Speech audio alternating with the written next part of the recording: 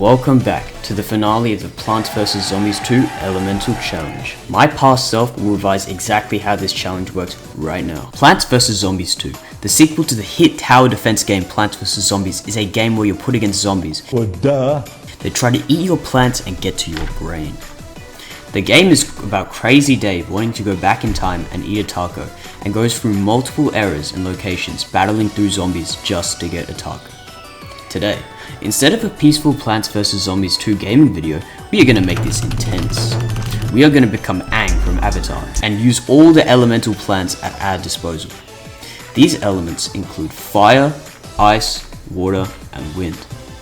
The plants we are allowed to use have to fit these elements or we can't use them. The rules are that we can't upgrade plants. We play conveyor belts normally. We can only use power-ups once. We can only use elemental plants. We can use sun producers, but only for sun producing levels, and pre-planted plants are allowed and we won't lose the challenge. Why am I doing this? In a Discord call I was having with a friend about the challenge, he said this. So Ren, do you think I could beat the Plants vs Zombies second game using only elemental plants? I don't know, it sounds pretty hard that you do it. Today, I'm going to beat this challenge to prove him and maybe even some of you wrong. In this video, we are going to have a bit of a modification from our last 3 vids, which is the fact that I ran a poll and the majority chose to allow me to use sun producers as the sun is really hot, which resembles the fire element. But to make it harder, I'll only use up to 5 in a level. In the last 3 parts, we made our way from ancient Egypt all the way to the Jurassic Marsh, which will be where my journey in this episode begins. The first world to take down in this video will be the Jurassic Marsh. In this world, we are put up against cavemen, zombies, and you guessed it, dinosaurs. A lot of people say the Jurassic Marsh is one of the hardest worlds in the game, and it's impossible and all of this, but honestly, it was kind of a breeze. I made my way through day 1 easily. On day 2, I met my first dinosaur, which was the Velociraptor. This dinosaur kicks zombies towards your side, which can take you by surprise if you're not focused. Beating it on day 2 wasn't so hard though. On day 6, we found the Stegosaurus, which flings zombies towards us, and also on day 6, we started utilizing the Rotobargamore, which is an air plant, as it is a literal flying helicopter plant. After day 8, we unlocked the Perfume Shroom, which is an air plant due to it releasing perfume spores that charm dinosaurs and bring them to our side. On day 9, we found the Pterodactyl dinosaur, which flies zombies to the back of your defense to help them penetrate your defensive lines. On day 12, I experienced the craziest flex on the zombies, which was charming the raptor to kick the Gargantua out of existence. These dinosaurs were honestly better for me than the zombies. As someone who likes dinosaurs, it was pretty cool turning them all against the zombies and making them work for better owners. Day 14, we bullied a Gargantua and expanded our dinosaur empire and moved on with our journey. Day 16's massive attack was pretty rough, but with some concentration on our plants and placements, we made it past. After beating day 17, we unlocked the sun producer that I was going to use for the rest of the run, which is the primal sunflower. On day 18, we found the most annoying dinosaur so far, which is the Tyrannosaurus Rex, which speeds up zombies significantly,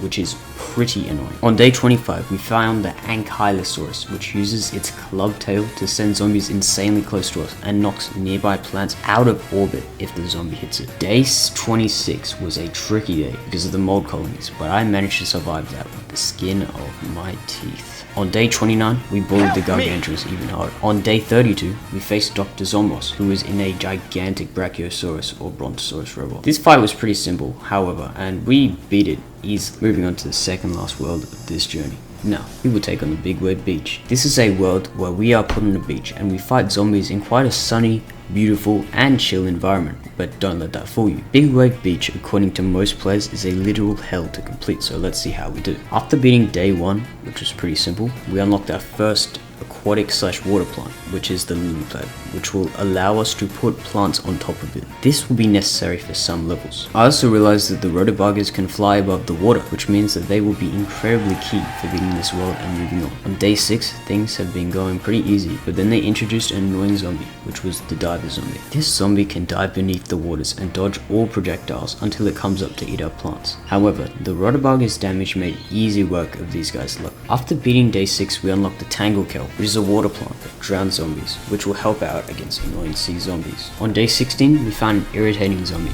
which is the surfer zombie. This zombie surfs up to the shore and then one-shots a plant with this surfboard, which is kinda troublesome.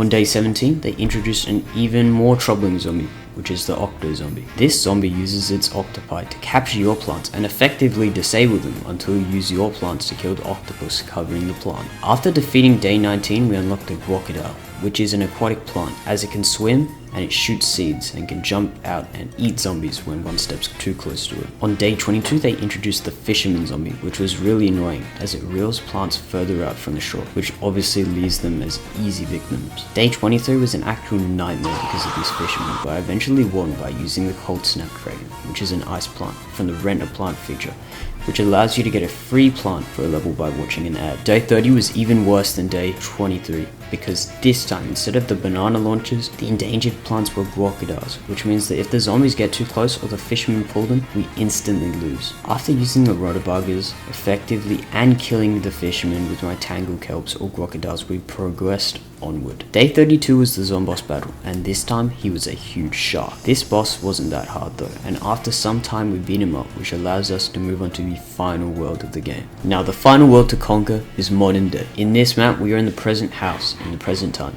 The zombies from all the different eras and this era will come and fight us to try to take me down. This world was a mix of the different themes of this game, but honestly, even though it was the final world, it was pretty easy and relaxed. One of the annoying zombies to deal with in this world was the newspaper zombie, who reads his newspaper, but if you destroy it, he will go crazy and rampage through your entire line of plants and single-handedly destroy them. On day 8, we had a Candy Crush, but with plants level, which was quite unique and fun, not gonna lie. Day 15 would be hard, but the cold snapdragon took care of business quite easily. On day 16, we had a massive attack, with there being only gargantuas. This was quite scary on paper, but with some good conveyor placements, we had these gargantuas looking quite pathetic.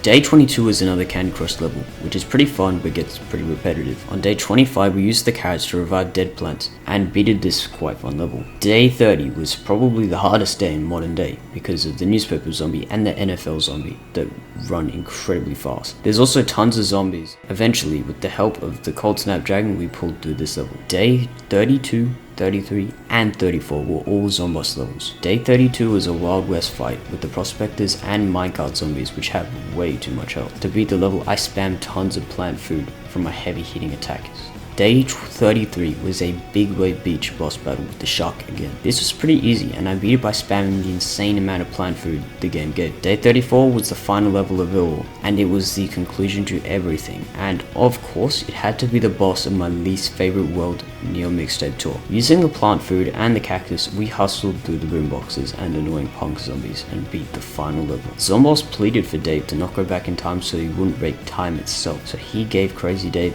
a target with a waffle in it, concluding the game. Plants vs Zombies is one of my favorite games of all time, and it's sad to finish this challenge that has brought a lot of you guys to the channel. I'm thankful to those who stuck around, and my gratitude is endless for your support. Thanks for watching this video.